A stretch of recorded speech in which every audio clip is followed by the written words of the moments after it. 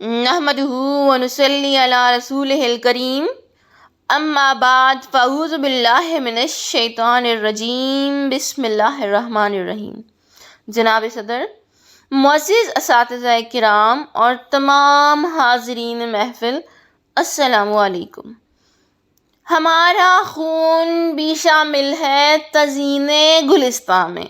ہمارا خون بھی شامل ہے تزئین گلستان میں، ہمیں بھی یاد رکھنا چمن میں جب بہار آئے۔ جناب صدر، چشم افلاک نے کیا نظارہ نہیں دیکھا، وہ بھی دیکھا جب لٹے پٹے قافلے نیزوں اور بھالوں سے چھلنی کٹے پھٹے وجود لیے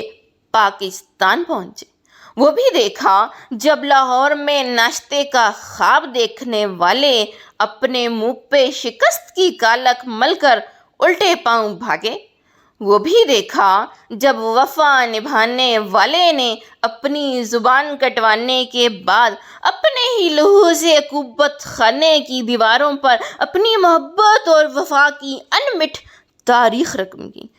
وہ بھی دیکھا جب کارگل کی لہو جما دینے والی فضاؤں میں ایک شیر کا جگر رکھنے والے نے دشمن کے نرغے میں اپنی گردن کٹوا دی مگر ہتھیار پھینکنا گوارا نہیں کیا،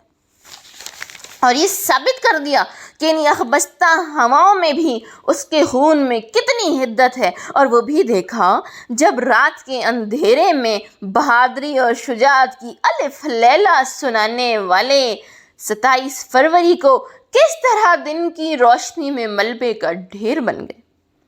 جناب صدر، یہ ستمبر جب بھی آتا ہے میرے لہو کی گردش تیز ہو جاتی ہے، میرے حوصلے چٹانوں کی طرح مضبوط ہو جاتے ہیں، مجھے اپنی منزل آسمانوں پہ نظر آتی ہے، کیونکہ مجھے مادر وطن کے وہ شیر دل جری جوان، وہ شاہین یاد آ جاتے ہیں جنہوں نے اس دھرتی کی خاطر اپنے لہو کا ایک ایک قطرہ قربان کر دیا۔ ہزاروں پھول سے چہرے جھلس کر خاک ہوئے، ہزاروں پھول سے چہرے جھلس کر خاک ہوئے، بھری بہار میں اس طرح نہیں باغ جلا۔ ملی نہیں ہے ہمیں ارض پاک تحفے میں، ملی نہیں ہے ہمیں ارض پاک تحفے میں، جو لاکھوں دیپ بجھے ہیں تو یہ چراغ جلا۔ جناب صدر، میں سلام پیش کرتی ہوں ان ماں کو جنہوں نے اپنے جگر کے ٹکڑے اس دھرتی پہ وار دیے، ان بہنوں کو جن کے بھائیوں کو دشمن کی توپوں سے نکلنے والے گولے نگل گئے، اور ان بیٹیوں کو جو آج بھی اپنے بابا کی راہ تک رہی ہیں۔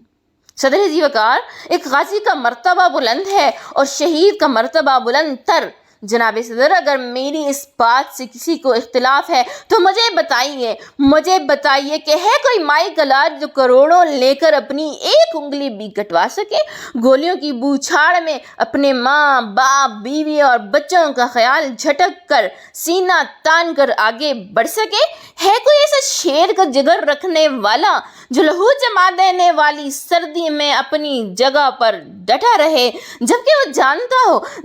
جانتا ہو کہ یہ ظالم برف چاہے تو اس کی ٹانگیں چھین لے، چاہے تو اس کے ہاتھ جما کر ناکارہ کر دے، یا پھر اس کا پورا وجود ہی کیوں نہ نکل جائے۔ صدر جی وقار، سیلاب آئے تو فوج کو بلائیں، زلزلہ تباہی مچائے تو فوج کو بلائیں، دہشت گردی ہو تو فوج کو بلائیں، اور سرحدیں فضائی ہوں بیری ہوں کہ بری جان کا نذرانہ فوجی ہی پیش کریں۔ یہ کس نے ہم سے پھر لہو کا خراج مانگا، ابھی تو سوئے تھے مقتل کو سرخ غروب کر کے۔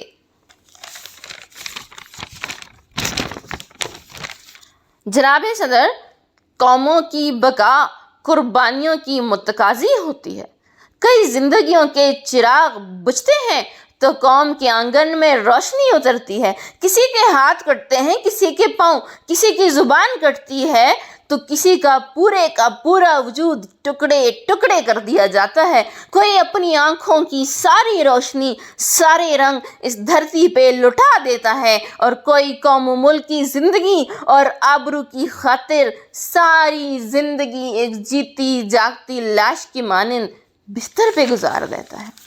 صدر ذی وقار، یہ ستمبر کوئی دن نہیں ہے، کوئی مہینہ نہیں ہے، کوئی سال نہیں ہے، ہمارے لیے یہ ایک احساس ہے، ایک علامت ہے، ایک جذبہ ہے، وفا کا استعارہ ہے اور تاریخ کا وہ باب ہے جسے دھرتی کے بیٹوں نے اپنے لہو سے لکھا اور ہمیشہ کے لیے امر ہو گئے۔ جناب صدر، یہ ایک حقیقت ہے، یہ ایک اٹل حقیقت ہے کہ شہید کبھی مرتا نہیں ہے، وہ سانس بھی لیتا ہے اور رزق بھی پاتا ہے۔ یہی وجہ ہے کہ میں دیکھتی ہوں کہ ہر گلی سے، ہر محلے سے، ہر گھر سے کوئی عزیز بٹی نکلتا ہے، کوئی راشد منہاس نکلتا ہے، کوئی کرنل شیر خان نکلتا ہے، کوئی لالک جان نکلتا ہے اور وطن پر مر مٹ کر پوری قوم کے دلوں میں دھڑکنے لگتا ہے۔ جناب صدر، مجھے یہ یقین ہے کہ اس قوم کا کوئی بھی بچہ جب 65 کے محاذ پر ملبے کا ڈھیر بننے والے ٹینکوں کی باقیات دیکھے گا تو اسے ان شہیدوں کا لہو ضرور یاد آئے گا جنہوں نے اپنی سینوں سے بم باندھ کر اپنے جسم کا ہر ریشہ اس دھرتی پہ وار دیا۔ جناب صدر، ان شہیدوں کی مائیں آج بھی خاک وطن کے ہر ذرے میں اپنے جگر گوشوں کی خوشبو محسوس کرتی ہیں، اور ان شہیدوں کی ماں، بہنوں اور بیٹیوں کا مان ہمیشہ اس دھرتی کے ہر بیٹے پر فرض رہے گا اور قرض رہے گا۔